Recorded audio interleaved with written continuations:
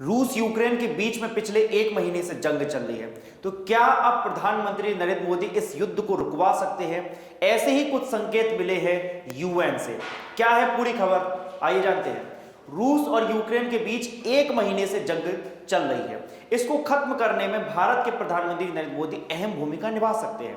संयुक्त राष्ट्र के महासचिव एंटोनियो गुतारेस ने कहा है कि वह युद्ध समाप्त करने की दिशा में मध्यस्थता के प्रयासों को लेकर भारत सहित कई देशों के करीब में संपर्क में बने हुए हैं।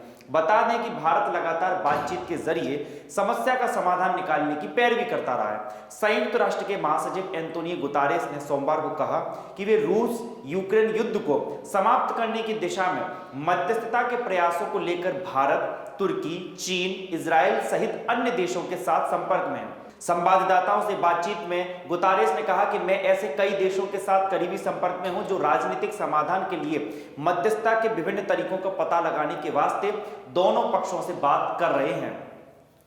साथ में ही यूएन चीफ ने कहा कि मैं अपने तुर्की के मित्रों के साथ बहुत निकट संपर्क में रहा हूं। इसी तरह मैं भारत के साथ ही कतर, इजराइल, चीन और फ्रांस व जर्मनी के साथ भी करीबी संपर्क में हूं। मेरा विश्वास है कि इस युद्ध को समाप्त करने के लिए परिस्थितियों का निर्माण करने के वास्ते ये सभी प्रयास आवश्यक हैं। साथ में जब उनसे यह पूछा गया कि क्या ये सभी देश उनके प्रयास का समर्थन कर रहे हैं, तब गुतेरेस ने कहा कि मुझे ऐसी उम्मीद है। भारत इस मामले पर अब तक बेहद सधी हुई प्रतिक्रिया देता आया है। इसकी वजह है रूस के साथ उसके पुराने संबंध। नई दिल्ली ने इस मसले को लेकर संयुक्त राष्ट्र में हुई वोटिंग में भी भाग नहीं लिया था।